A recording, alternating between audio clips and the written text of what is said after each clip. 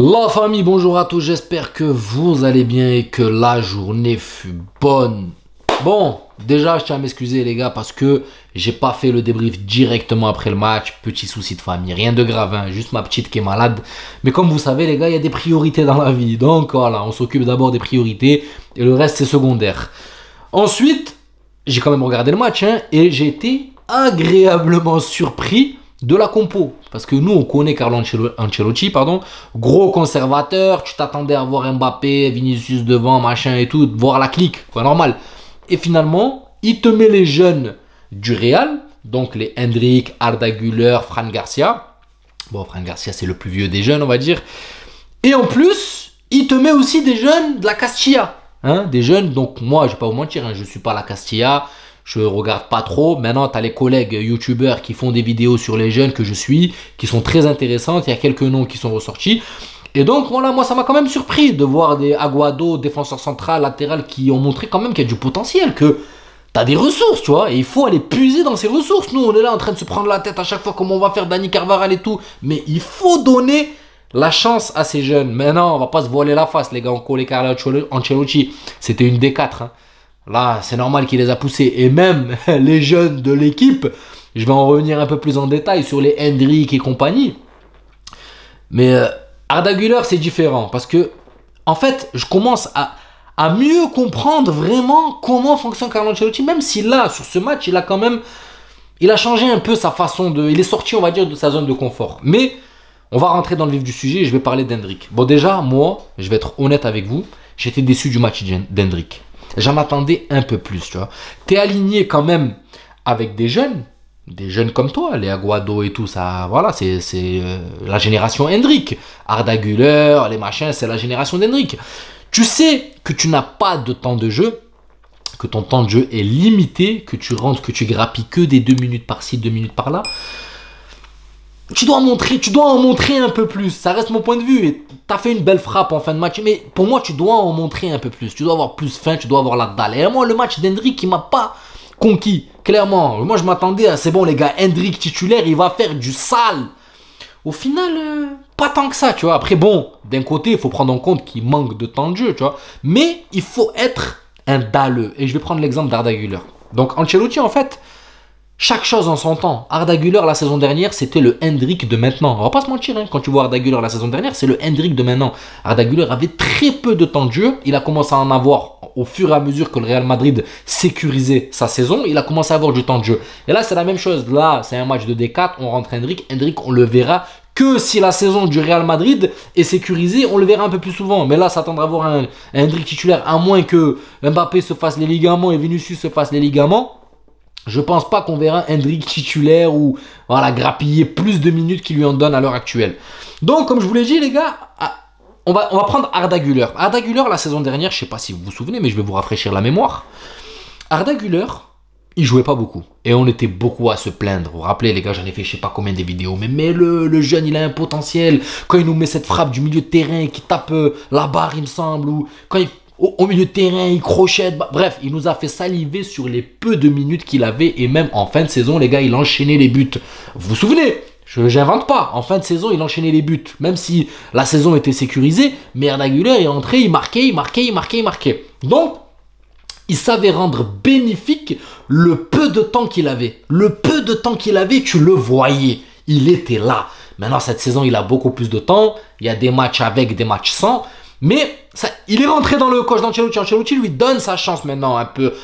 Encore un peu moins parce qu'il y a encore des cadres. Mais il le lâche. Il commence à lâcher le jeune, tu vois. Endrick, là, tu as des minutes. J'ai l'impression qu'il est un peu nonchalant sur le terrain. Après, il va me dire, ouais, c'est pas le même poste. Oui, je le conçois. C'est pas le même poste. Mais je le trouve nonchalant, en fait. Pour moi, je voudrais voir un Endrick en mode chien de guerre, en mode courir partout, en mode... Tu vois, il a fait une ou deux actions qui m'ont plu, mais pas comme je le voudrais. Donc, voilà, Endrick, honnêtement, pour moi, je ne l'ai pas senti bien impliqué comme je le voudrais. Donc, moyen sur le match, et quand tu as des matchs comme ça où Carlo Ancelotti te donne carrément une titularisation et à côté de toi, tu as des collègues tout jeunes et eux aussi sont là à prouver, tu dois faire ta place. Tu dois montrer que tu as la dalle. Donc, je reproche à Endrick de ne pas avoir montré Une vraie dalle. À l'inverse d'Arda Güler, les gars. Parce que Arda Güler, son match, je l'ai apprécié. Et ce premier but qu'il met, il le met en confiance. Parce que là, quand tu vois les caviars qui te glissent, les ballons qu'il donne à Brahim Diaz, les ballons qu'il arrive à glisser à droite à gauche, sa connectivité avec Luka Modric, là tu te dis, ah ouais, le petit, il a du potentiel. Moi, franchement, les gars, je vous le dis, hein, moi, ce que je vois d'Arda Güler, il lui faut plus de temps de jeu et il va gagner en sérénité, en confiance. Et je vous jure que on y arrive. Ça va monter crescendo. Plus là, la saison prochaine, Modric va s'en aller, Arda Güler va être encore un peu plus impliqué. J'espère hein, qu'il n'y ait pas de changement de transfert ou quoi que ce soit d'ici là. Mais Arda Güler va être beaucoup plus impliqué et je suis persuadé, les gars, que ce jeune va performer au Real Madrid. J'ai hâte parce que déjà, quand il joue, tu sens qu'il est à l'aise, tu sens qu'il y a une technicité, tu sens que... Franchement, c'est beau à voir. Arda Güler, c'est très beau à voir. Les jeunes, franchement, le schéma qui est rentré là, je sais pas combien, il est géant. Lui, en MDC, waouh, avec un peu plus de confiance, ça pourrait être quelqu'un et quelque chose. Maintenant, voilà, ils sont encore un peu jeunes. J'ai pas assez de recul sur la Castilla vraiment pour donner mon avis. Les Aguado, j'ai bien aimé. Le défenseur central, bon, on n'a pas trop été inquiété par cette décade. Tu peux pas trop juger. Après, maintenant, c'est des jeunes. Donc, tu peux dire ceux qui sont démarqués. Mais Raúl Asensio, les gars, pour moi, lui, c'est bon. Il a sa place en équipe première. Je le dis clairement, les gars. Il a sa place en équipe première parce que depuis le début, si vous regardez, depuis qu'il est défenseur central, depuis la blessure de Militao, il a fait un sans faute. Hein. Pour moi, il a pratiquement fait un sans faute. Hein. Il est toujours impliqué. Il a sauvé déjà un but. Il a une vitesse exceptionnelle. Non, il est pas mal. Il marque des points et je suis fan. Je suis fan de ce Raúl Asensio parce que il a du caractère. Il me fait penser à un certain Ramos, tu vois. Il y a du caractère. Bon, j'ai pas dit que c'est Ramos, mais il dégage quelque chose. Il y a du caractère et il y a un fort potentiel. Donc, très intéressant ce Raúl Asensio. Maintenant, on va prendre un peu nos joueurs à nous.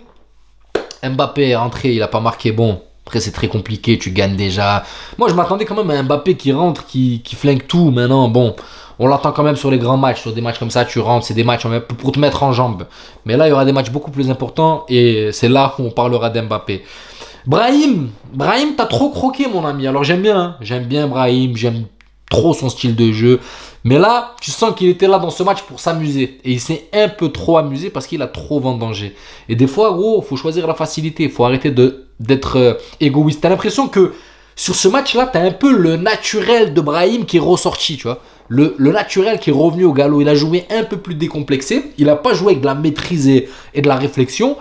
Et il s'est perdu un petit peu dans ses... Tu vois, quand vous regardez combien de face-à-face il a raté, combien de ballons qui auraient pu être faciles, ou même s'il aurait pas pu les mettre au fond des filets, mais il avait l'opportunité de donner à Hendrick, qui était des fois bien mieux placé que lui. Et il y a des moments où, voilà, donne, arrête de vouloir croquer, dribbler 3-4 joueurs, ou crocheter. Des fois, ça passe, c'est beau, c'est agréable à voir, tu vois.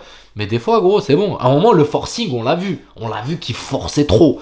Donc, Brahim, moyen, tu vois. Valverde, goth, rien à dire. Valverde fait un match exceptionnel, il met un beau petit but. Bon, la balle revient.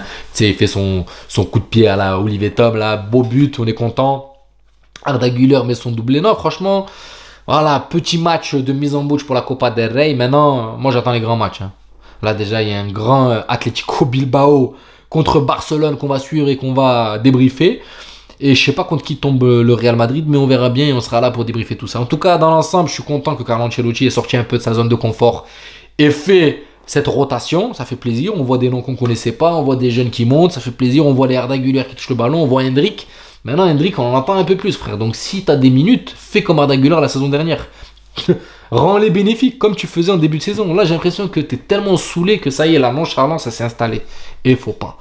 Donc voilà la famille, j'espère que la vidéo vous plaira. N'hésitez pas à vous abonner, à liker, ça donnera beaucoup de force à la chaîne. Je vous souhaite une bonne soirée et je vous dis à la prochaine vidéo. Ciao la famille.